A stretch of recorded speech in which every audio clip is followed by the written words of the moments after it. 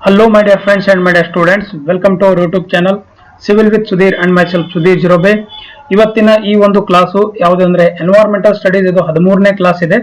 ಇವತ್ತಿನ ಈ ಕ್ಲಾಸ್ ಅಲ್ಲಿ ನಾವು ಥರ್ಮಲ್ ಮತ್ತೆ ಸಾಯಿಲ್ ಪೊಲ್ಯೂಷನ್ ಅಂದ್ರೇನು, ಅದರ ಸೋರ್ಸಸ್ ಏನಿದೆ, ಕಾಸಸ್ ಏನಿದೆ, ಟೈಪ್ಸ್ ಏನಿದೆ, ಅದನ್ನ ಕಂಟ್ರೋಲ್ ಯಾವ ತರ ಮಾಡಬೇಕು, ರೈಟ್. ಸೊ ಈ ಎರಡು ಇಂಪಾರ್ಟೆಂಟ್ ಪೊಲ್ಯೂಷನ್ಸ್ ನ ನಾವು ಡಿಸ್ಕಸ್ ಮಾಡೋಣ. ಯಾಕೆಂದ್ರೆ ಇದು ನಿಮ್ಮ ಸಿಲೆಬಸ್ ಎಲ್ಲ ಆಲ್ರೆಡಿ ಕೊಟ್ಟಿದ್ದಾರೆ, ಇಲ್ಲಿ ತೋರಿಸ್ತೀನಿ ನೋಡಿ. ಸೊ ಇಲ್ಲಿವರೆಗೂ ನಾವು ಎಷ್ಟು ಓದಿದೀವಿ ನಿಮ್ಗೆ ಆಲ್ರೆಡಿ ನಾನು ಹೇಳ್ಕೊಟ್ಟಿದ್ದೀನಿ. ಸೊ ಹೈಲೈಟರ್ ಇಂದ ನಾನು ತೋರಿಸ್ತೀನಿ, ಇವಾಗ ನೋಡ್ಬೋದು ನೀವು ನೋಡಿ. ಇದು ಎಲ್ಲ ಕಂಪ್ಲೀಟ್ ಆಗಿದೆ, ಸಾರಿ. ಸೊ ಇದು ಕಂಪ್ಲೀಟ್ ಆಗಿದೆ, ಇದು ಕಂಪ್ಲೀಟ್ ಆಗಿದೆ, ಆಮೇಲೆ ಇದನ್ನು ಕಂಪ್ಲೀಟ್ ಆಗಿದೆ. ಓಕೆ, ಸೊ ಇದನ್ನು ಕಂಪ್ಲೀಟ್ ಆಗಿದೆ, ಇದು ಫುಲ್ ಇಲ್ಲಿವರೆಗೂ ಕಂಪ್ಲೀಟ್ ಆಗಿದೆ. ಎನ್ವೈರನ್ಮೆಂಟಲ್ ಪೊಲ್ಯೂಷನ್ ನೋಡಿ, ಇವಾಗ ನಾನು ಓದಿಸ್ತಾ ಇರೋದು ಇದಿಷ್ಟು. Okay, so this is the environmental pollution. You are reading definition, causes, effects and control measures. ನೋಡಿ, ಇಲ್ಲಿ ಅವರು ಯಾವುದೇ ಒಂದು ಪರ್ಟಿಕ್ಯುಲರ್ ಆಗಿ ಕೊಟ್ಟಿಲ್ಲ. ಸೊ ಪೊಲ್ಯೂಷನ್ ಅಲ್ಲಿ ಯಾವ್ಯಾವ್ದು ಇದೆ ಎಲ್ಲ ಓದ್ಬೇಕಾಗುತ್ತೆ. ಸೊ ಅದಾದ್ಮೇಲೆ ನೆಕ್ಸ್ಟ್ ಪೊಲ್ಯೂಷನ್ ಕೇಸ್ ಸ್ಟಡೀಸ್ ಇದೆ, ಅದನ್ನು ನೋಡೋಣ, ರೈಟ್. ಸೊ ಇವತ್ತಿನ ಈ ಒಂದು ಕ್ಲಾಸ್ ಅಲ್ಲಿ ನಾವು ಏನಂತಂದ್ರೆ ಥರ್ಮಲ್ ಅಂಡ್ ಸಾಯಿಲ್ ಪೊಲ್ಯೂಷನ್ ಬಗ್ಗೆ ನೋಡೋಣ, ರೈಟ್. ಸೊ ಫಸ್ಟ್ ಗೆ thermal pollution. So what you mean by thermal pollution? Thermal pollution ಅಂದ್ರೆ ಏನು? Thermal pollution is defined as an addition of excess of undesirable heat to water, thereby making it harmful to a man, animal, to a man, animal or aquatic life. Aita andre, so the thermal pollution may also cause no significant departures from or activities of an aquatic community. ಏನು ಇಲ್ಲ, ಇದಕ್ಕೆ simple ಒಂದು example ಹೇಳ್ತೀನಿ. ಈಗ ಒಂದು thermal power plant ನೋಡಿದ್ದೀರಾ ನೀವು, thermal power plant. So thermal power plant ಯಾಕೆ ಏನಿದೆ ಇದು ಅಂತಂದ್ರೆ ಎಲೆಕ್ಟ್ರಿಸಿಟಿ ಜನರೇಟ್ ಮಾಡೋಕೆ ಇದನ್ನ ಯೂಸ್ ಮಾಡ್ತಾರೆ, ಡನ್. ಸೊ ಇದಕ್ಕೆ ಏನೇನು ಯೂಸ್ ಆಗುತ್ತೆ ಅಂತಂದ್ರೆ ಥರ್ಮಲ್ ಪೊಲ್ಯೂಷನ್, ಥರ್ಮಲ್ಗೆ ಏನಂತಂದ್ರೆ ನಾವು ಕೋಲ್ ಯೂಸ್ ಮಾಡ್ತೀವಿ. ಸೊ ಅದಕ್ಕೆ ಹೀಟ್ ನಾವು ವಾಟರ್ ಯೂಸ್ ಮಾಡ್ತೀವಿ ತಾನೆ, ಅದಕ್ಕೆ ನಮಗೆ ನೀರು ಬೇಕಾಗಿರುತ್ತೆ. ಸೊ ಅದನ್ನ ಬಾಯ್ಲ್ ಮಾಡುವಾಗ, ಕೋಲ್ನ ಬಾಯ್ಲ್ ಮಾಡುವಾಗ ನಮಗೆ ನೀರು ಬೇಕಾಗುತ್ತೆ, ಗೊತ್ತಾಯ್ತಾ. ಸೊ ಬಾಯ್ಲ್ ಮಾಡಿದ ತಕ್ಷಣ ಅದ್ರದ್ದು ಆವಿಯಿಂದ ನಾವು ಎಲೆಕ್ಟ್ರಿಸಿಟಿ ಜನರೇಟ್ ಮಾಡ್ಕೋತೀವಿ. ಅದಾದ್ಮೇಲೆ ಅದು ಏನು ಹೀಟ್ ವಾಟರ್ ಇರುತ್ತಲ್ಲ, ಅದನ್ನ ನಾವು ನಿಯರ್ ಬೈ ಏನಂತಂದ್ರೆ ವಾಟರ್ ಬಾಡೀಸ್ ಅಲ್ಲಿ ನಾವು ಅದನ್ನ ಡಿಸ್ಚಾರ್ಜ್ ಮಾಡ್ತೀವಿ. ಯಾಕಂದ್ರೆ ಈ ವಾಟರ್ ಅಷ್ಟೊಂದು ಪೊಲ್ಯೂಟೆಡ್ ಇರೋದಿಲ್ಲ, ನಾವು ಡೈರೆಕ್ಟ್ ಆಗಿ ಅದರಲ್ಲೇ ಡಿಸ್ಚಾರ್ಜ್ ಮಾಡ್ತೀವಿ. ಸೊ ಅದರಿಂದ ಏನಾಗುತ್ತೆ, ಹೀಟ್ ಏನಿರುತ್ತೆ ಅದು ಹೀಟ್ ಎಷ್ಟೇ ಇರಲಿ, ರೈಟ್. ಸೊ ನಾರ್ಮಲ್ ಹೀಟ್ಗಿಂತ ತುಂಬಾ ಜಾಸ್ತಿ ಇರುತ್ತೆ ಥರ್ಮಲ್ದು. ಸೊ ಅದರಿಂದ ತುಂಬಾ ಪ್ರಾಬ್ಲಮ್ ಯಾರಾಗುತ್ತೆ, ಮ್ಯಾನ್, ಅನಿಮಲ್, ಅಕ್ವಾಟಿಕ್ ಲೈಫ್. ಅಂದ್ರೆ ಈ ಒಂದು ಇಕೋಸಿಸ್ಟಮ್ ಅಲ್ಲಿ ಏನೇನ್ ಪ್ರೆಸೆಂಟ್ಸ್ ಇರುತ್ತೆ, ಆ ಇಕೋಸಿಸ್ಟಮ್ ಮೇಲೆ ಯಾರ್ಯಾರು ಡಿಪೆಂಡ್ ಇರ್ತಾರೆ, ರೈಟ್. ಒಂದು ಪಾಂಡ್ ಇಕೋಸಿಸ್ಟಮ್ ಇದೆ ಅಂದ್ರೆ ಅದರಲ್ಲಿ ಜೀವ ಜಂತುಗಳು ಇರುತ್ತೆ, ಆಮೇಲೆ ಪಕ್ಷಿಗಳು ಇರುತ್ತೆ, ಪ್ರಾಣಿಗಳು ಇರುತ್ತೆ ಒಳಗಡೆ, ಆಮೇಲೆ ಮೀನುಗಳು, ಕಪ್ಪೆಗಳೆಲ್ಲ ಇರುತ್ತೆ. ಸೊ ನಾವು ಅದ್ರ ಮೇಲೆ ಡಿಪೆಂಡ್ ಇರ್ತೀವಿ. ಸೊ ಈ ಇಕೋಸಿಸ್ಟಮ್ ಮೇಲೆ ಯಾರ್ಯಾರು ಡಿಪೆಂಡ್ ಆಗಿದ್ದಾರೆ, ಸೊ ಅವ್ರಿಗೆ ಇದು ಒಂದು ತುಂಬಾ ಡೇಂಜರ್ ಅಂತ ನಾವು ಹೇಳ್ಬೋದು. ಯಾಕೆಂದ್ರೆ ತುಂಬಾ ಹೀಟ್ ವಾಟರ್ ನ ಡಿಸ್ಚಾರ್ಜ್ ಮಾಡ್ತಾರೆ, ತುಂಬಾ ಹೆವಿ ಹೀಟ್ಗೆ ಇದನ್ನ ಮಾಡಿರ್ತಾರೆ, ರೈಟ್. ಸೊ ಇದು ಥರ್ಮಲ್ ಪೊಲ್ಯೂಷನ್. ಈಗ ಸೋರ್ಸಸ್ ಆಫ್ ಥರ್ಮಲ್ ಪೊಲ್ಯೂಷನ್ ಏನಿದೆ, what are the different sources? So sources ಅಲ್ಲಿ ಫಸ್ಟ್ ನ್ಯೂಕ್ಲಿಯರ್ ಪವರ್ ಪ್ಲಾಂಟ್. ಅಂದ್ರೆ ಥರ್ಮಲ್ ಪೊಲ್ಯೂಷನ್ ಎಲ್ಲೆಲ್ಲಿಂದ ಜನರೇಟ್ ಆಗುತ್ತೆ, ಆ ಜನರೇಷನ್ ಪಾಯಿಂಟ್ಸ್ ಏನಿದೆ ಅಂದ್ರೆ first nuclear power plants, right. So nuclear reactors ಇರಲಿ, ನ್ಯೂಕ್ಲಿಯರ್ ಒಂದು ಪವರ್ ಪ್ಲಾಂಟ್ಸ್ ಇರುತ್ತೆ ನೋಡಿ, ಅದನ್ನು ಒಂದು ಥರ್ಮಲ್ ಪೊಲ್ಯೂಷನ್ ಅಂತ ನಾವು ಹೇಳ್ಬೋದು. ಕೋಲ್ ಫೈರ್ಡ್ ಪವರ್ ಪ್ಲಾಂಟ್ಸ್, ಆಯ್ತಾ. ಕೋಲ್ ಎಲ್ಲೆಲ್ಲಿ ಯೂಸ್ ಮಾಡ್ತಾರೆ, ಕೋಲ್ ಫೈರ್ಡ್ ಪವರ್ ಪ್ಲಾಂಟ್ಸ್ ಏನಿರುತ್ತೆ ನೋಡಿ, ಅದನ್ನು ಒಂದು ಪಾಯಿಂಟ್ ಇದೆ, source of thermal pollution. Industrial effluents, ಗೊತ್ತಾ. ಇಂಡಸ್ಟ್ರಿಯಲ್ ಎಫ್ಲುಯೆಂಟ್ಸ್ ಅಂತಂದ್ರೆ ಸಿಂಪಲ್ ಆಗಿ ಹೇಳ್ಬೇಕಂದ್ರೆ, ಈಗ ಫಾರ್ ಎಕ್ಸಾಂಪಲ್ ಪೇಪರ್ ಒಂದು ಫ್ಯಾಕ್ಟರಿ ಇದೆ, ಅದು ಪೇಪರ್ ಮ್ಯಾನುಫ್ಯಾಕ್ಚರ್ ಯೂಸ್ ಮಾಡೋಕೆ ಏನೇನು ವಾಟರ್ ಯೂಸ್ ಮಾಡ್ತಾರೆ, ಲಾಸ್ಟ್ ಅಲ್ಲಿ ಏನ್ ಡಿಸ್ಚಾರ್ಜ್ ಮಾಡ್ತಾರೆ ನೋಡಿ, ಆ ಡಿಸ್ಚಾರ್ಜ್ ವೇಸ್ಟ್ ವಾಟರ್ ಅಲ್ಲಿ ಟೆಂಪರೇಚರ್ ಜಾಸ್ತಿ ಇತ್ತ ಅಂತಂದ್ರೆ ಅದನ್ನು ಒಂದು ಥರ್ಮಲ್ ಪೊಲ್ಯೂಷನ್ ತರ ಆಕ್ಟ್ ಮಾಡುತ್ತೆ ಅಂತ ನಾನು ಹೇಳ್ತಾ ಇರೋದು. Okay, so that we call it as an industrial effluents. Next domestic sewage, ಗೊತ್ತಾ. ಡೊಮೆಸ್ಟಿಕ್ ಸೀವೇಜ್ ಒಂದೊಂದ್ಸಲ ಏನಂತಂದ್ರೆ ಅದು ಥರ್ಮಲ್ ಪೊಲ್ಯೂಷನ್ ತರ ಆಕ್ಟ್ ಮಾಡುತ್ತೆ. ಆಮೇಲೆ ಹೈಡ್ರೋ ಎಲೆಕ್ಟ್ರಿಕ್ ಪವರ್, ಗೊತ್ತಾಯ್ತಾ, ಹೈಡ್ರೋ ಎಲೆಕ್ಟ್ರಿಕ್ ಪವರ್. ಸೊ ಇವಿದ್ರದ್ದು ಜನರೇಷನ್ ನಿಮ್ಗೆ ಗೊತ್ತಾಯ್ತು ಅಂತ ಅನ್ಕೋತೀನಿ, ಅಷ್ಟೊಂದು ಡೀಟೇಲ್ ಅಲ್ಲಿ ಹೋಗೋದೇನು ಬೇಕಾಗಿಲ್ಲ, ಜಸ್ಟ್ ನಿಮ್ಗೆ ಸೋರ್ಸಸ್ ಗೊತ್ತಾದ್ರೆ ಸಾಕು. ಸೊ ಇದನ್ನ ಕಂಟ್ರೋಲ್ ಮಾಡೋದು ಏನಿದೆ ನಾವು ಮುಂದೆ ನೋಡೋಣ. ಓಕೆ, ಸೊ ಬನ್ನಿ ನೋಡೋಣ ಏನಿದೆ ಅಂತ. ಈಗ thermal pollution in streams by human activities. ಈಗ ಪೊಲ್ಯೂಷನ್ ಯಾವ್ಯಾವ ತರ ಆಗುತ್ತೆ ಸ್ಟ್ರೀಮ್ಸ್ ಅಲ್ಲಿ ಬೈ ಹ್ಯೂಮನ್ ಆಕ್ಟಿವಿಟೀಸ್. ನಾವು ಏನಿದೀವಲ್ಲ, ಸೊ ನಾವು ಏನೇನ್ ಆಕ್ಟಿವಿಟೀಸ್ ಮಾಡಿದ್ರೆ ಅದೇನಂತಂದ್ರೆ ಪೊಲ್ಯೂಷನ್ ಆಗುತ್ತೆ. ಫಸ್ಟ್ ಪಾಯಿಂಟ್ ನೋಡಿ, Industries and power plants use water to cool machineries and discharge the warm water into the streams. ನಾವೇನ್ ಮಾಡ್ತೀವಿ ಅಂದ್ರೆ ಈಗ ಇಲ್ಲೊಂದು ಇಂಡಸ್ಟ್ರಿ ಇದೆ ಅಂತ ತಿಳ್ಕೊಳ್ಳೋಣ. ಸೊ ಇಲ್ಲೊಂದು ನಿಯರ್ ಬೈ ಏನಿದೆ ರಿವರ್ ಇದೆ ಆರ್ ಸ್ಟ್ರೀಮ್ ಇದೆ. ಸೊ ಈ ಇಂಡಸ್ಟ್ರಿದವ್ರು ಏನ್ ಮಾಡ್ತಾರೆ ಅಂತಂದ್ರೆ ವಾಟರ್ ಯೂಸ್ ಮಾಡ್ಬಿಟ್ಟು ಡಿಸ್ಚಾರ್ಜ್ ಏನ್ ಮಾಡೋದಿದೆ ನೋಡಿ. So they will directly discharge the water into this ongoing river or a stream, right? So that is the main reason the thermal pollution are day by day increasing, because we are using for our needs, and just after that we are directly discharging into the river or nearby the stream. So direct ನಾವು discharge ಮಾಡ್ತಾ ಇರೋದು, ಅದನ್ನ treat ಮಾಡ್ತಾ ಇಲ್ಲ, ಅದನ್ನ cool ಮಾಡ್ತಾ ಇಲ್ಲ. So ಅದನ್ನ ಏನಂತಂದ್ರೆ ಕರೆಕ್ಟ್ ಟ್ರೀಟ್ ಮಾಡದೆ ನಾವು ಡಿಸ್ಚಾರ್ಜ್ ಮಾಡ್ತಾ ಇದ್ದೀವಿ. ಅದರಿಂದ ವಾಟರ್ ಪೊಲ್ಯೂಷನ್ ಆಗುತ್ತೆ, ಥರ್ಮಲ್ ಪೊಲ್ಯೂಷನ್ ಆಗುತ್ತೆ. Second point, stream temperature rises when trees and tall vegetation provided shade are cut.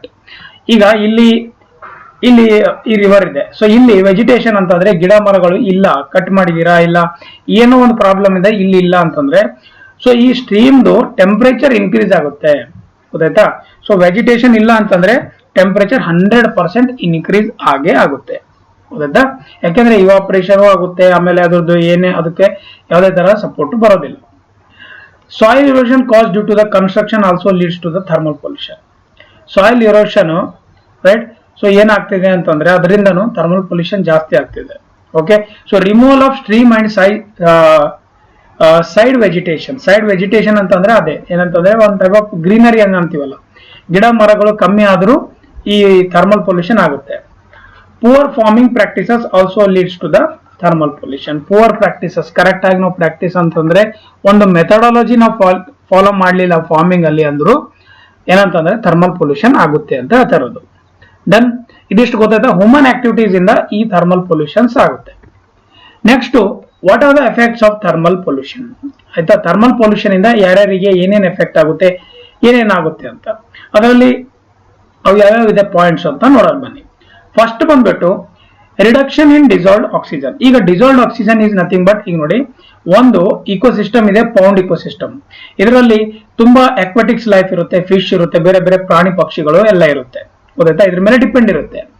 ಈಗ ಒಳಗಡೆ ನೋಡೋಣ, ಬರೀ ನಾವು ಅಂಡರ್ ವಾಟರ್ ನೋಡೋಣ. ಇವಾಗ ಈ ಒಳಗಡೆ ನಾವು ಮೇಲ್ಗಡೆ ಆಕ್ಸಿಜನ್ ನಮಗೂ ಬೇಕು, ಹಂಗೆ ಈ ಪೌಂಡ್ ಸಿಸ್ಟಮ್ ಒಳಗಡೆನೂ ಓಕೆ ಆಕ್ಸಿಜನ್ ಬೇಕಾಗುತ್ತೆ ಪ್ರಾಣಿ ಪಕ್ಷಿಗಳಿಗೆ, ಆಯ್ತಾ, ಪ್ರಾಣಿಗಳಿಗೆ. ಸೊ ಅದನ್ನೇ ನಾವು ಡಿಸಾಲ್ವ್ಡ್ ಆಕ್ಸಿಜನ್ ಅಂತ ಅಂತೀವಿ. ಸೊ ಈ ಡಿಸಾಲ್ವ್ಡ್ ಆಕ್ಸಿಜನ್ ಅಲ್ಲಿ ಟೆಂಪರೇಚರ್ ಮೇಂಟೆನೆನ್ಸ್ ಕಮ್ಮಿ ಇರಬೇಕು. ಜಾಸ್ತಿ ಆತಂದ್ರೆ ಏನಾಗುತ್ತೆ, ತೊಂದರೆ ಆಗುತ್ತೆ, ಒಳಗಡೆ ಹೋಗಿ ಉಸಿರಾಟಕ್ಕೆ ತೊಂದರೆ ಆಗುತ್ತೆ, ಗೊತ್ತಾಯ್ತಾ? ಸೊ ಅದು ಏನಂತಂದ್ರೆ ಕಮ್ಮಿ ಆಗುತ್ತೆ, ಗೊತ್ತಾಯ್ತಾ? ಸೊ ಡಿಒ ಲೆವೆಲ್ ತುಂಬಾ ಕಮ್ಮಿ ಆಗುತ್ತೆ. ಯಾಕೆ ಅಂತಂದ್ರೆ ಥರ್ಮಲ್ ಪೊಲ್ಯೂಷನ್ ಜಾಸ್ತಿ ಆದಾಗ, ಗೊತ್ತಾಯ್ತಾ? ಸೊ ಅದಕ್ಕೆ ಕಮ್ಮಿ ಆಯ್ತು ಅಂದ್ರೆ ಡಿಒ ತುಂಬಾ ಪ್ರಾಬ್ಲಮ್ ಆಗುತ್ತೆ. Problem in the sense oxygen demand ಅವಕ್ಕೆ ಕಮ್ಮಿ ಆಗಿದ್ರೆ ಏನಾಗುತ್ತೆ, ಸತ್ತೋಗ್ಬಿಡ್ತಾರೆ ಅಷ್ಟೇ, ಸಿಂಪಲ್ ಆಗಿ. So next, increase in toxicity. ನೋಡಿ ಇಲ್ಲಿ ಸಿಂಪಲ್ ಆಗಿ ಹೇಳ್ತೀನಿ, ಇಲ್ಲಿಂದ ಇಲ್ಲಿವರೆಗೆ ಏನಿದೆ ಹೇಳ್ತೇನೆ ನೋಡಿ. So increase in toxicity is nothing but 10 degree Celsius increase ಆಯ್ತು ಅಂತಂದ್ರೆ, ರೈಟ್? ಸೊ ಅದು ಡಬಲ್ ಆಗುತ್ತೆ, ಆಯ್ತಾ? 10 ಡಿಗ್ರಿ ವಾಟರ್ ಆಯ್ತು ಅಂತಂದ್ರೆ ಅದು ಆಕ್ಚುಲಿ ಏನಾಗುತ್ತೆ 20 ಡಿಗ್ರಿ ಸೆಲ್ಸಿಯಸ್ ಆಗುತ್ತೆ, ಅಷ್ಟೊಂದು ಹೀಟ್ ಪ್ರೊಡ್ಯೂಸ್ ಮಾಡುತ್ತೆ. 80 ಡಿಗ್ರಿ ಆಯ್ತು ಅಂತಂದ್ರೆ ಇದು 3 ಪಟ್ಟು ಆಗುತ್ತೆ, ರೈಟ್? ಇದ್ರದ್ದು 3 ಪಟ್ಟು ಟೆಂಪರೇಚರ್ ಇನ್ಕ್ರೀಸ್ ಆಗುತ್ತೆ. ಸೊ ಅಷ್ಟೊಂದು ಡೇಂಜರ್ ಇರುತ್ತೆ ಥರ್ಮಲ್ ಪೊಲ್ಯೂಷನ್. ಸೊ ಅದಕ್ಕೆ ನಾವು ಅದನ್ನ ಏನಂತಂದ್ರೆ ಕರೆಕ್ಟ್ ಆಗಿ ಸ್ಟ್ರೀಮ್ಸ್ ನ ಕರೆಕ್ಟ್ ಆಗಿ ಮೇಂಟೈನ್ ಮಾಡಬೇಕು. ಪೊಲ್ಯೂಷನ್ ಎಲ್ಲಿಂದ ಆಗ್ತಿದೆ ಅದನ್ನ ನಾವು ಐಡೆಂಟಿಫೈ ಮಾಡಬೇಕು, ಗೊತ್ತಾಯ್ತಾ? ಇನ್ಕ್ರೀಸ್ ಟಾಕ್ಸಿಸಿಟಿ ತುಂಬಾ ಇಂಪಾರ್ಟೆಂಟ್ ಪಾಯಿಂಟ್. ನೆಕ್ಸ್ಟ್, ಇಂಟರ್ಫರೆನ್ಸ್ ಇನ್ ಬಯಾಲಜಿಕಲ್ ಆಕ್ಟಿವಿಟಿ. ಇಂಟರ್ಫರೆನ್ಸ್ ಇನ್ ಬಯಾಲಜಿಕಲ್ ಆಕ್ಟಿವಿಟಿ ಅಂತಂದ್ರೆ ಈಗ ಸೈಕಾಲಜಿ ಇರಲಿ ಅಥವಾ ಮೆಟಬಾಲಿಸಮ್ ಇರಲಿ, ಬಯೋಕೆಮಿಕಲ್ ಪ್ರೋಸೆಸ್ ಇರಲಿ, ಯಾವುದೇ ಒಂದು ಏನಂತಂದ್ರೆ ರೆಸಿಪ್ರೇಟರಿ ಸಿಸ್ಟಮ್ ಅಥವಾ ಡೈಜೆಷನ್ ಸಿಸ್ಟಮ್ ಏನೇ ಇರುತ್ತೆ ನೋಡಿ. ಸೊ ಅದು ಓವರ್ ಆಲ್ ಡೆವಲಪ್ಮೆಂಟ್ ಏನಿರುತ್ತೆ ಅಂತಂದ್ರೆ ಆ ಪ್ರಾಣಿದು ಅಕ್ವಾಟಿಕ್ ಲೈಫ್ ಅದ್ರ ಮೇಲೆ ಡಿಪೆಂಡ್ ಇರುತ್ತೆ. ಸೊ ಇದರಿಂದ ಏನಾಗುತ್ತೆ ಅಂದ್ರೆ ಟೆಂಪರೇಚರ್ ಚೇಂಜಸ್ ಆದ್ರೆ, ರೈಟ್? ಸೊ ಟೆಂಪರೇಚರ್ ಇನ್ಕ್ರೀಸ್ ಆದ್ರೆ ಅಥವಾ ಡಿಕ್ರೀಸ್ ಆದ್ರೆ, ಈಗ 20 ಬೇಕಾಗಿತ್ತು, ಕಮ್ಮಿ ಆದ್ರೂ ಪ್ರಾಬ್ಲಮ್, ಜಾಸ್ತಿ ಆದ್ರೂ ಸೊ ಅದಕ್ಕೆ ನಾರ್ಮಲ್ ಆಗಿರ್ಬೇಕು. ಅವಾಗೆ ಆ ಇಕೋಸಿಸ್ಟಮ್ ನ ಮೇಂಟೈನ್ ಮಾಡಕ್ ಆಗುತ್ತೆ, ಅಂದ್ರೆ ಕರೆಕ್ಟ್ ಆಗಿರುತ್ತೆ. ಇಲ್ಲ ಅಂದ್ರೆ ಸೈಡ್ ಎಫೆಕ್ಟ್ ತುಂಬಾ ಆಗುತ್ತೆ ಇಕೋಸಿಸ್ಟಮ್ ಮೇಲೆ. ಡನ್, ಗೊತ್ತಾಯ್ತಾ? Next point, interference in the reproduction. Reproduction is nothing but fish irutte, several activities like nest building, spawning, hatching, migration and reproduction depend on the optimum temperature. ನೋಡಿ ಇದ್ರ main important point temperature ಇದೆ, ಇದನ್ನು ನೀವು ಅರ್ಥ ಮಾಡ್ಕೊಳ್ಬೇಕು. Thermal pollution ಅಲ್ಲಿ important point ಇರೋದೇ temperature. So ಇದರಿಂದ ಏನಾಗುತ್ತೆ, different activities, for example production ಆಯ್ತಾ, ಬರ್ತ್ ಪ್ರೊಡಕ್ಷನ್ ಇರುತ್ತೆ ಅದು ಕಮ್ಮಿ ಆಗುತ್ತೆ. ಹ್ಯಾಚಿಂಗ್ ಅಂದ್ರೆ ಏನೇ ನ್ಯಾಚುರಲ್ ಪ್ರೋಸೆಸ್ ಇರುತ್ತೆ ಪ್ರಾಣಿಗಳದು ಅದರ ಮೇಲೆ ತೊಂದರೆ ಆಗುತ್ತೆ, ರೈಟ್. ನೆಕ್ಸ್ಟ್ ಡೈರೆಕ್ಟ್ ಮೋರ್ಟಾಲಿಟಿ ಅಂದ್ರೆ thermal pollution is direct responsible for mortality of the aquatic organisms. Increase in temperature of water leads to the exhaustion of the microorganisms, thereby shortening the lifespan of the fish. ಗೊತ್ತಾಯ್ತಾ? So ಇದು increase temperature ಆದ್ರೆ ಅದ್ರದ್ದು ಏನಂತಂದ್ರೆ exhaust ಜಾಸ್ತಿ ಆಗುತ್ತೆ, short ಆಗುತ್ತೆ, life span ಕಮ್ಮಿ ಆಗುತ್ತೆ.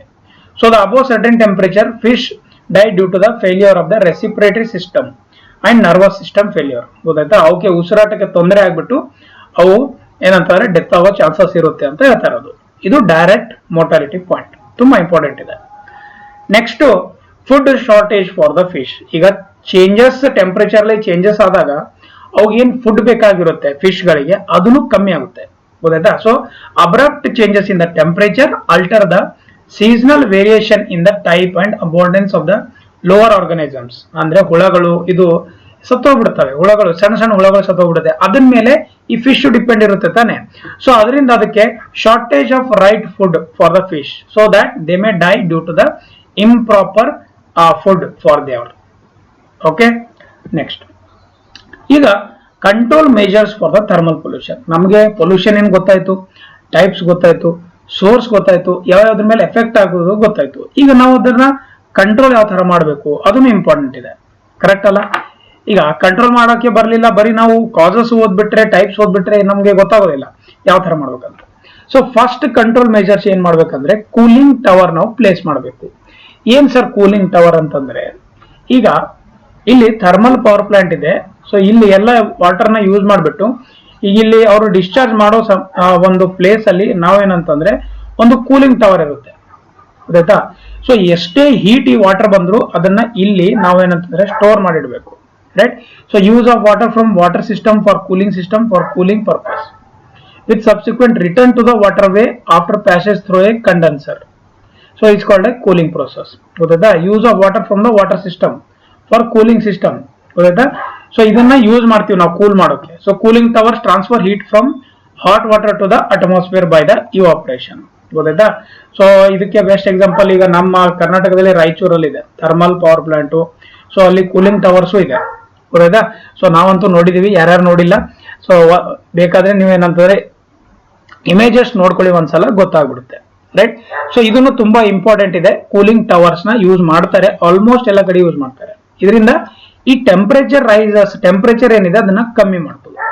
ನೆಕ್ಸ್ಟ್ ಕೂಲಿಂಗ್ ಪೌಂಡ್ ಅಂತ ಇದೆ. Cooling ponds are the best way to cool thermal discharge. Heated effluents on the surface of the water in the cooling ponds maximize the dissipation of the heat to the atmosphere and minimize the water area and the volume. The warm water wedge acts like a cooling pond. ಗೊತ್ತಾಯ್ತಾ? So ಇದನ್ನ ಏನ್ ಮಾಡ್ತಾರೆ ಅಂದ್ರೆ ಒಂದು ತಣ್ಣಗಿರೋ ನೀರಲ್ಲೂ ಬಿಡ್ತಾರೆ, ಇಲ್ಲಾಂದ್ರೆ ಒಂದು pound ಮಾಡ್ಬಿಟ್ಟು ಅದರಲ್ಲಿ ಡೈರೆಕ್ಟ್ ಆಗಿ ಡಿಸ್ಚಾರ್ಜ್ ಮಾಡ್ತಾರೆ. ಸೊ ಅದು ಏನಂತಂದ್ರೆ ನಾರ್ಮಲಿ ಆಟೋಮೆಟಿಕ್ ಆಗಿ ಅದು ಕೂಲ್ ಆಗ್ಬಿಟ್ಟು ಏನಾಗುತ್ತೆ ಹೇಳಿ ಏನಂತಂದ್ರೆ ನಾರ್ಮಲ್ ಟೆಂಪರೇಚರ್ ಬಂದಾಗ ಅದನ್ನ ಡಿಸ್ಚಾರ್ಜ್ ಮಾಡ್ತಾರೆ. ಡನ್. ನೆಕ್ಸ್ಟ್ ಸ್ಪ್ರೇ ಪೌಂಡ್ಸ್ ಅಂತ ಬರುತ್ತೆ. Spray pounds is nothing but, ಈಗ ಮೇಲ್ಗಡೆಯಿಂದ ಬಿಸಿ ನೀರು ಈ ತರ ಬರ್ತಾ ಇರುತ್ತೆ, ನಾವೇನಂತಂದ್ರೆ ಸೈಡ್ ಇಂದ ಅಥವಾ ಇಲ್ಲ ಅಂತಂದ್ರೆ ಕೆಳಗಡೆ ಹೋಗುವಾಗ ಮೇಲ್ಗಡೆಯಿಂದ ಏನಂತಾರೆ ತಣ್ಣಗಿರೋ ನೀರನ್ನ ಅದರಲ್ಲಿ ಆಡ್ ಮಾಡ್ತೀವಿ ಅಥವಾ ಅದನ್ನ ಗಾಳಿಯಲ್ಲಿ ಇದು ಮಾಡ್ತೀವಿ. The water coming out from the condenser is allowed to pass into the ponds through the sprayers. ಆಯ್ತಾ? ಸ್ಪ್ರೇ ಟೈಪ್ ಯೂಸ್ ಮಾಡ್ತೀವಿ ಅದನ್ನ. So here water is sprayed through the nozzles as a fine droplets ತರ ಒಂದೊಂದು drop ತರ ಅದನ್ನ use ಮಾಡ್ತಾರೆ. So heat from the fine droplet get dissipated to the atmosphere. ಅಂದ್ರೆ ಒಂಥರ ಸ್ಪ್ರಿಂಕಲ್ ಮಾಡ್ತಾರೆ, ಈ ತರ ಸ್ಪ್ರಿಂಕಲ್ ಮಾಡಿದಾಗ ಅದಕ್ಕೆ ಗಾಳಿ ಜೊತೆ ಮಿಕ್ಸ್ ಆದಾಗ ಅದ್ರದ್ದು ಹೀಟು ಕಮ್ಮಿ ಆಗುತ್ತೆ, ಗೊತ್ತಾಯ್ತಾ? ಸೊ ಈ ತರನು ಮಾಡ್ಬೋದು. Next one, artificial lakes. Artificial lakes are man-made water bodies that offer once through cooling. The heated effluents can discharge into the lake at one end and water from the cooling purpose may be withdrawn from the other end. The heat is ಅಂದ್ರೆ ಇಲ್ಲೊಂದು pond ಮಾಡಿರ್ತಾರೆ. So ಈ ತರ inlet ಇರುತ್ತೆ, okay, ಹಿಂಗ್ ದೊಡ್ಡದಾಗಿರುತ್ತೆ ಅಂತ ತಗೊಳ್ಳೋಣ. So ಇಲ್ಲಿ ಈ ಏನ್ ವಾಟರ್ ಈ ತರ ಬರುತ್ತೆ, ಇಲ್ಲಿ ಕೂಲ್ ಆಗ್ಬಿಟ್ಟು ಈ ಕಡೆಯಿಂದ ಡಿಸ್ಚಾರ್ಜ್ ಆಗುತ್ತೆ. ಸಿಂಪಲ್ ಆರ್ಟಿಫಿಷಿಯಲ್ ಲೇಕ್ ಅಂತ ಹೇಳ್ಬೋದು. ಓಕೆ, ಸೊ ಇಲ್ಲಿವರೆಗೂ ನೀವು ಓದಿರೋದು ಏನಂತಂದ್ರೆ thermal pollution causes, type, sources ಮತ್ತೆ ಅದರದ್ದು ಕಂಟ್ರೋಲ್ ಮೆಜರ್ಸ್. ಈಗ ಸಾಯಿಲ್ ಪೊಲ್ಯೂಷನ್ ಬಗ್ಗೆ ಓದೋಣ. ರೈಟ್, ಸೊ ನಾವು ಕ್ವಿಕ್ ಆಗಿ ಹೇಳ್ತಾ ಇರೋದು, ಡೀಪ್ ಅಲ್ಲಿ ವಿತ್ ಕ್ವಿಕ್ ಹೇಳ್ತಾ ಇರೋದು. So what you mean by soil pollution? Simple, ಯಾವುದು ಸಾಯಿಲ್ ನಮ್ಮ ಅಕ್ಕಪಕ್ಕ ಏನ್ ಪ್ರೆಸೆಂಟ್ ಇರುತ್ತೆ ಆ ಸಾಯಿಲ್ ನಮ್ಮ ಆಕ್ಟಿವಿಟೀಸ್ಗೋಸ್ಕರ ನಾವೇನ್ ಯೂಸ್ ಮಾಡ್ತೀವಿ, ಸೊ ಅದರಿಂದ ಅದ್ರದ್ದು ಒರಿಜಿನಾಲಿಟಿ ಅಂದ್ರೆ ಅದರ ಪ್ರಾಪರ್ಟೀಸ್ ಚೇಂಜ್ ಆಗುತ್ತೆ. ರೈಟ್, ಅದನ್ನೇ ಕಂಟಾಮಿನೇಷನ್ ಅಂತ ಅನ್ಬೋದು. ಕಂಟಾಮಿನೇಷನ್ ಆರ್ ಸಾಯಿಲ್ ಪೊಲ್ಯೂಷನ್ ಅಂತ ಅನ್ಬೋದು. Contamination of soil by human and natural activities. Simple ಇದೆ, which may cause harmful effects on the living organisms. ಮಣ್ಣಲ್ಲೂ ತುಂಬಾ ಹುಳಗಳಿರುತ್ತೆ, ಅದಕ್ಕೂ ಎಫೆಕ್ಟ್ ಆಗುತ್ತೆ ಅಂತ ಹೇಳ್ತಾ ಇರೋದು. ಗೊತ್ತಾಯ್ತಾ? ಈಗ soil pollution types, effects, sources of the soil pollution ಏನಿದೆ ನಾನು ಟ್ಯಾಬ್ಲೋ ಕಾಲಮ್ ಅಲ್ಲಿ ಲಿಸ್ಟ್ ಔಟ್ ಮಾಡಿದ್ದೀನಿ. ಸೊ ನೀವು ಆರಾಮಾಗಿ ಒಂದೊಂದಾಗಿ ನಾವು ನೋಡೋಣ. ಈಗ ಫಸ್ಟ್ ಬಂದ್ಬಿಟ್ಟು ಪೊಲ್ಯೂಟೆಂಟ್ ಬಂದ್ಬಿಟ್ಟು ಸಾಯಿಲ್ ಪೊಲ್ಯೂಟೆಂಟ್ ಇಂಡಸ್ಟ್ರಿಯಲ್ ವೇಸ್ಟ್. ಈಗ ಇಂಡಸ್ಟ್ರಿಯಲ್ ವೇಸ್ಟ್ ಅಂದ್ರೆ ಯಾವುದು? ಸೋರ್ಸ್ ಏನಿರುತ್ತೆ? Industrial pollutants are mainly discharge from various origins such as pulp and paper mills, chemical fertilizers, ಆಯ್ತಾ, oil refineries. So pulp and paper mills, chemical fertilizers, oil refineries, sugar factories ಇರ್ಬೋದು, tanneries, textile, seal, ತುಂಬಾ ಅಂದ್ರೆ almost ಎಲ್ಲ industries ಇರುತ್ತೆ. Industries ಅಂದ್ರೆ ತಿಳ್ಕೊಂಡ್ಬಿಡಿ. So ಇದರಿಂದ effect ಎದ್ರ ಮೇಲೆ ಆಗ್ತಾ ಇದೆ? ಈಗ ಇಂಡಸ್ಟ್ರಿಯಲ್ ವೇಸ್ಟ್ ಡೈರೆಕ್ಟ್ ಆಗಿ ಲ್ಯಾಂಡ್ ಮೇಲೆ ಡಿಸ್ಚಾರ್ಜ್ ಮಾಡಿದ್ರೆ ಏನಾಗುತ್ತೆ ಗೊತ್ತಾ? Pollutants effect and alter the chemical and biological properties of the soil. Chemical ಮತ್ತೆ ಬಯಾಲಜಿಕಲ್ ಪ್ರಾಪರ್ಟೀಸ್ ಏನಿರುತ್ತೆ, ರೈಟ್, ನಾವು ಈಗ ಜಿಯೋಟೆಕ್ ಅಲ್ಲಿ ಓದಿರ್ತೀವಿ ಕೆಮಿಕಲ್ ಪ್ರಾಪರ್ಟೀಸ್ ಏನಿದೆ, ಆಯ್ತಾ, ಆಮೇಲೆ ಬಯಾಲಜಿಕಲ್ ಪ್ರಾಪರ್ಟೀಸ್ ಏನಿದೆ ಅಂತ. ಸೊ ಅದರಲ್ಲಿ ಚೇಂಜಸ್ ಆಗುತ್ತೆ. ಆಸ್ ಅ ರಿಸಲ್ಟ್ ಏನಾಗುತ್ತೆ? Hazardous chemicals can enter into the human body chain from the soil or water. ನೋಡಿ, ಈಗ ಈ ಸಾಯಿಲ್ ಅಲ್ಲಿ ಬಂದು ಈ ಎಲ್ಲಾ ಎಫ್ಲುಯೆಂಟ್ ಇಟ್ಕೊಂಡ್ಬಿಟ್ರೆ, ಮಳೆ ಬಂದ್ರೆ ಆ ನೀರು ಡೈರೆಕ್ಟ್ ಆಗಿ ಗ್ರೌಂಡ್ ವಾಟರ್ಗೆ ಸೇರ್ಕೊಳ್ಳುತ್ತೆ. ಈ ಗ್ರೌಂಡ್ ವಾಟರ್ ಸೇರ್ಕೊಂಡಾಗ ನಾನು ಇಲ್ಲಿ ಬಂದ್ಬಿಟ್ಟು ಬೋರ್ವೆಲ್ ಹಾಕ್ತೀನಿ. ಸೊ ಈ ವಾಟರ್ನ ಡಿಸ್ಚಾರ್ಜ್ ಮಾಡಿ, ಈ ವಾಟರ್ನ ನಾನು ಪಂಪ್ ಮಾಡ್ಬಿಟ್ಟು ತಕೊಂಡ್ಬಿಟ್ಟು ನಾನು ಕನ್ಸ್ಯೂಮ್ಷನ್ಗೆ ಯೂಸ್ ಮಾಡಿದ್ರೆ ನಮ್ಮ ಬಾಡಿಯಲ್ಲಿ ಏನೇನ್ ಪ್ರಾಬ್ಲಮ್ ಆಗುತ್ತೆ ಅಂತ ಹೇಳ್ತಾ ಇರೋದು. ರೈಟ್, ಸೊ ಇದು ಇಷ್ಟು ಡೇಂಜರ್ ಇದೆ ಇದು, ಗೊತ್ತಾಯ್ತಾ? ಸೊ ನಮ್ಗೆ ದೂರದಿಂದ ಕಾಣಿಸುತ್ತೆ, ಬಟ್ ಅದು ನಮ್ಗೆ ಡೇಂಜರ್. ಸೊ ಸೀರಿಯಸ್ ಎಫೆಕ್ಟ್ಸ್ ಆಗುತ್ತೆ ಲಿವಿಂಗ್ ಆರ್ಗನಿಸಮ್ಸ್ ಮೇಲೆ, ಗೊತ್ತಾಯ್ತಾ? ಇಂಡಸ್ಟ್ರಿಯಲ್ ವೇಸ್ಟ್ ಇಷ್ಟೇ ಇದೆ ಇದು. ನೆಕ್ಸ್ಟ್ ಅರ್ಬನ್ ವೇಸ್ಟ್ ಅಂತ ಬರುತ್ತೆ ಪೊಲ್ಯೂಟೆಂಟ್ಸ್. ಸೊ ಅದರಲ್ಲಿ ಏನೇನಿದೆ ಎಲ್ಲ ಬರುತ್ತೆ, ಪ್ಲಾಸ್ಟಿಕ್, ಗ್ಲಾಸು, ಇಲ್ಲಿ ನೋಡ್ಬೋದು, ಕ್ಯಾನ್ಸ್, ಫೈಬರ್ ಎಲ್ಲ ಬರುತ್ತೆ, street, fuel, leaves, container, abundant vehicles, other discarded manufacture products. ಇದು ಅರ್ಬನ್ ವೇಸ್ಟ್. ಇದರಿಂದ ಏನಾಗುತ್ತೆ ಹೆಲ್ತ್ ಎಫೆಕ್ಟ್ಸ್ ಅಂದ್ರೆ alter the constitution of the soil, causes water logging, causes biomagnification of toxic material through the food chain. ನೀವು ಇದಕ್ಕೆ best example ಹೇಳ್ತೀನಿ, solid waste management ಅಲ್ಲಿ ನಾನು ಹೇಳಿದ್ದೆ ಅರ್ಬನ್ ವೇಸ್ಟ್ ಇಂದ ಎಷ್ಟೊಂದು ಡೇಂಜರ್ ಇದೆ ಅಂತ. ಸಾಯಿಲ್ ಪ್ರಾಪರ್ಟಿ ಚೇಂಜ್ ಆಗುತ್ತೆ, ಪ್ಲಾಸ್ಟಿಕ್ ಇಂದ, ಗ್ಲಾಸ್ ಇಂದ, ಮೆಟಲ್ ಇಂದ, ಅಥವಾ ಎದರಿಂದನು, ಗೊತ್ತಾಯ್ತಾ? ಸೊ ಇದು ಅರ್ಬನ್ ವೇಸ್ಟ್ ತುಂಬಾ ಡೇಂಜರ್ ಇದೆ ಇದನ್ನು. ಸೊ ಈ ತರ ಚೇಂಜಸ್ ಆಗುತ್ತೆ. ನೆಕ್ಸ್ಟ್ ಅಗ್ರಿಕಲ್ಚರಲ್ ಪ್ರಾಕ್ಟೀಸ್, ಇದಂತೂ one of the major causes of soil pollution ಅಂತ ನಾನು ಹೇಳ್ಬೋದು. ಅಗ್ರಿಕಲ್ಚರಲ್ ಪ್ರಾಕ್ಟೀಸ್, ಯಾಕಂದ್ರೆ they are directly connected with the soil. ಯಾಕೆಂದ್ರೆ ಅವರು ಸಾಯಿಲ್ ಇಂದ ಕನೆಕ್ಟೆಡ್ ಇರ್ತಾರೆ. ಸಾಯಿಲ್ ತಾನೇ ಅವ್ರಿಗೆ ಮಣ್ಣು ಏನೇ ಬೆಳೆಸಬೇಕಿತ್ತು ಅಂದ್ರೆ ಆ ಮಣ್ಣಲ್ಲೇ ನಾವು ಅವರು ಬೀಜ ಬಿಟ್ಬಿಟ್ಟು ಏನಂತಂದ್ರೆ ಅಗ್ರಿಕಲ್ಚರ್ ಮಾಡ್ತಾರೆ. So this is a major, ಯಾಕೆಂದ್ರೆ ಅಲ್ಲಿ fertilisers, pesticides, weedicides, farm waste, manure, debris ಇವೆಲ್ಲ ಮಾಡೋದ್ರಿಂದ ಏನಂತಂದ್ರೆ ಏನಾಗುತ್ತೆ, ವಾಟರ್ ಲಾಗಿಂಗ್ ಆಗುತ್ತೆ. ರೈಟ್, ಸೊ ವಾಟರ್ ಲಾಗಿಂಗ್ ಅದು ಒಂದು ಏರಿಯಾ ಒನ್ ಟೈಪ್ ಆಫ್ ಏನಂತಂದ್ರೆ ಯೂಸ್ ಮಾಡಕ್ಕೆ ಬರೋದಿಲ್ಲ, ಆ ತರ ಆಗ್ಬಿಡುತ್ತೆ. ಸಲೈನೈಸೇಷನ್ ಆಗುತ್ತೆ, ಅಂದ್ರೆ ಅದರಲ್ಲಿ ಸಾಲ್ಟ್ ಕಂಟೆಂಟ್ ಜಾಸ್ತಿ ಆಗ್ಬಿಡುತ್ತೆ ಆ ಏರಿಯಾದಲ್ಲಿ, ಯಾಕೆಂದ್ರೆ ಡಿಫ್ರೆಂಟ್ ಫರ್ಟಿಲೈಸರ್ಸ್ ಯೂಸ್ ಮಾಡ್ತಾರೆ. Micronutrient imbalance, loss of fertile of the soil, fertility ಹೋಗ್ಬಿಡುತ್ತೆ. ಇದಂತೂ ಎಲ್ಲರಿಗೂ ಗೊತ್ತಿರೋ ಪಾಯಿಂಟ್ ಇದೆ, ತುಂಬಾ important. Next radio active pollutants. ಇದಕ್ಕೆ atomic reactor, nuclear radio active devices, explosive of hydrogen, weapons and cosmic radiations, ಗೊತ್ತಾಯ್ತಾ?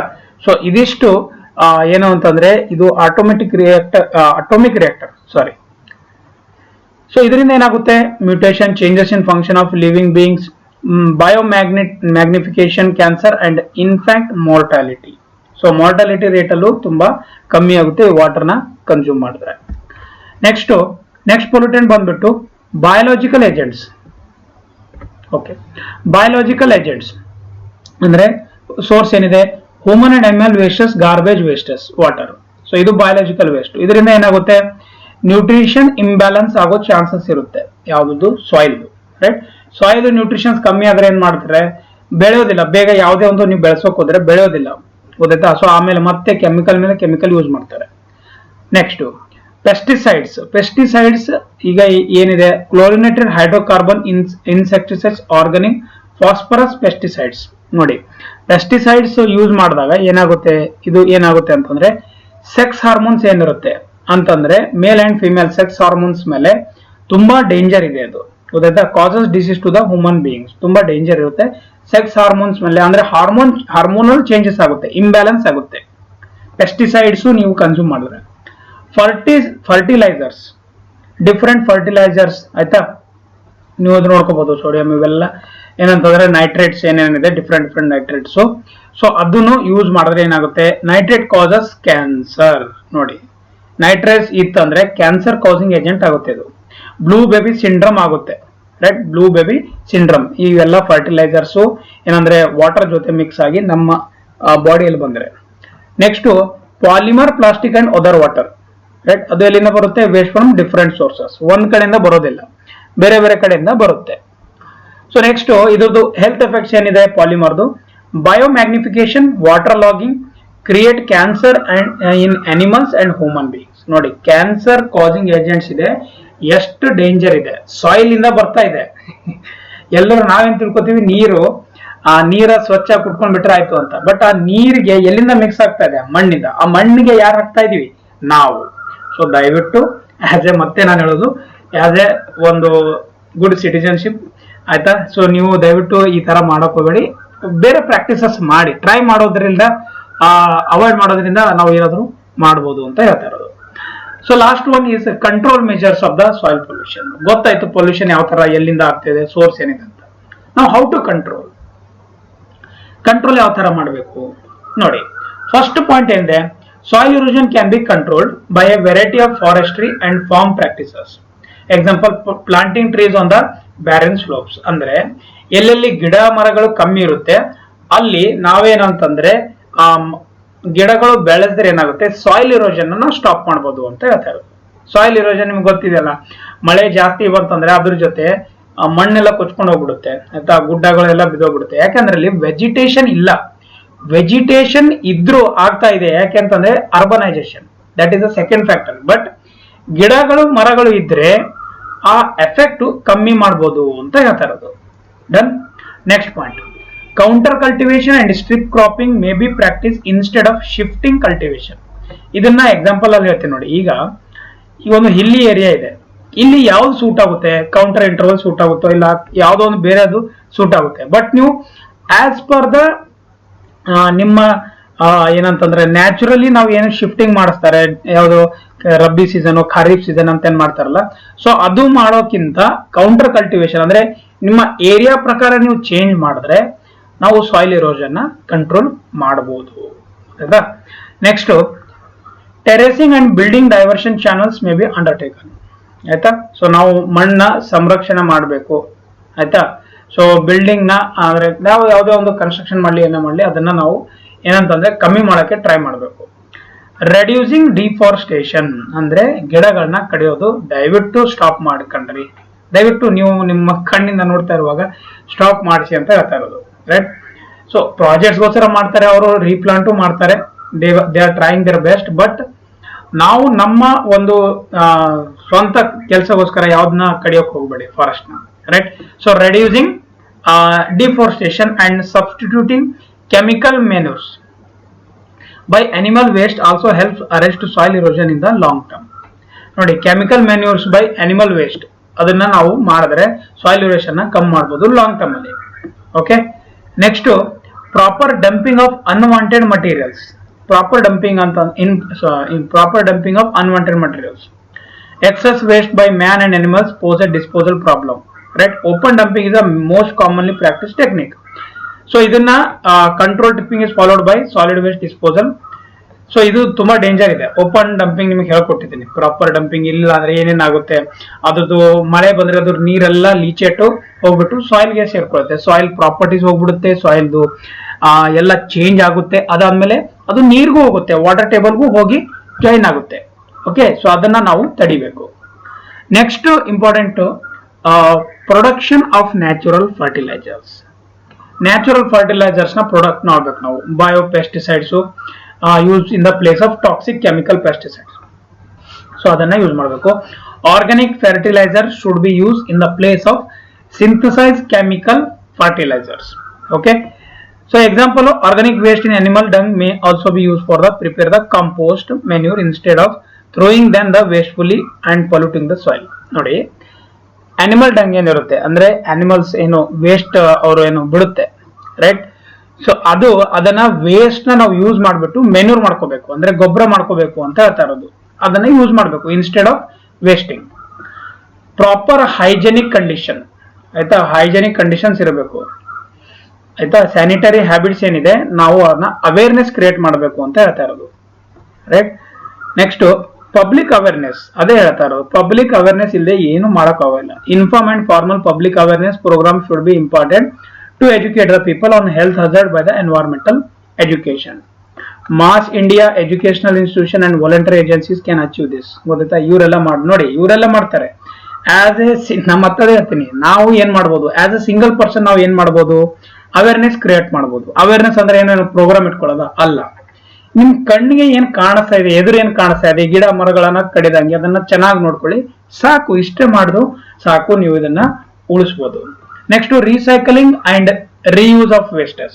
Simple ಆಗಿ ಹೇಳ್ತೀನಿ, ಈಗ ಪ್ಲಾಸ್ಟಿಕ್ ಇದೆ, ಬಾಟಲ್ಸ್ ಇದೆ, ಸೊ ಅದನ್ನ ರೀಸೈಕಲ್ ಮಾಡೋ ಅಂದ್ರೆ ವೇಸ್ಟ್ ಎಲ್ಲೆಲ್ಲಿ ಕಲೆಕ್ಷನ್ ಪಾಯಿಂಟ್ ಇರುತ್ತೆ ಅಲ್ಲಿ ನೀವೇನಂತಂದ್ರೆ ಅದನ್ನ ದಯವಿಟ್ಟು ವೇಸ್ಟ್ ನ ಅಲ್ಲೇ ಹಾಕಿ ಅವರು ರೀಸೈಕಲ್ ಮಾಡ್ತಾರೆ, ಗೊತ್ತಾಯ್ತಾ? ಸೊ ಅದನ್ನ ತಿಳ್ಕೊಳ್ಳಿ. To minimise soil pollution, the waste such as paper, plastic, metal, glass, petroleum product, industrial affluents, it should be recycled and reused. ಗೊತ್ತಾಯ್ತಾ? Industrial waste should be properly treated at source, ಇದೆಲ್ಲ ಗೊತ್ತಿದೆ ನಿಮಗೆ. Next ban on toxic chemicals. So ban ಮಾಡಬೇಕು ಅಂತ ಹೇಳ್ತಾ ಇದ್ರೆ, but ಅದು completely ban ಮಾಡೋದು ತುಂಬಾ ಕಷ್ಟ ಇದೆ, ಯಾಕೆಂದ್ರೆ ಸ್ವಲ್ಪ ಜನ ಅದ್ರ ಮೇಲೆ ಡಿಪೆಂಡ್ ಇರ್ತಾರೆ. ಬಟ್ ರೆಡ್ಯೂಸ್ ಮಾಡ್ಬೋದು, ಕಮ್ಮಿ ಮಾಡ್ಬೋದು. ಕಂಪ್ಲೀಟ್ ಬ್ಯಾನ್ ಮಾಡೋದು ತುಂಬಾ ಕಷ್ಟ, ಬಟ್ ಗೌರ್ಮೆಂಟ್ ಡಿಸಿಷನ್ ತಗೊಳ್ತಾ ಅಂತಂದ್ರೆ ನಮ್ಗೆ ಏನಾದ್ರೂ ಒಂದು ಸೊಲ್ಯೂಷನ್ ಸಿಕ್ಕೇ ಸಿಗುತ್ತೆ. ಸೊ ಬ್ಯಾನ್ ಮಾಡೋದ್ರಲ್ಲಿ ಬೆಸ್ಟ್ ಆಪ್ಷನ್ ಅಂತ ಹೇಳ್ತಾ ಇರೋದು. ಸೊ ಇದು ಕ್ಲಾಸ್ ಬಂದ್ಬಿಟ್ಟು ಥರ್ಮಲ್ ಪೊಲ್ಯೂಷನ್, ಸಾಯಿಲ್ ಪೊಲ್ಯೂಷನ್ ಎರಡೂನ ಹೇಳ್ಕೊಟ್ಟಿದ್ದೀನಿ. ಕ್ಲಾಸ್ ಯಾವ ತರ ಅನಿಸ್ತು ದಯವಿಟ್ಟು ಎಲ್ಲರೂ ಕಮೆಂಟ್ ಮಾಡಿ. ವಿಡಿಯೋ ನೋಡ್ಬಿಟ್ಟು ಅದೇ ತರ ಹೋಗ್ಬೇಡಿ, ಒಂದು ಲೈಕ್ ಮಾಡಿ, ನಮಗೂ ಮೋಟಿವೇಟ್ ಫೀಲ್ ಆಗುತ್ತೆ. ಇದು ಒಳ್ಳೆ ಕ್ಲಾಸಸ್ ನಾವು ಮಾಡ್ತಾ ಇದೀವಿ ಅಂತ ನಮಗೂ ಚೆನ್ನಾಗಿ ಅನ್ಸುತ್ತೆ, ಸರಿನಾ?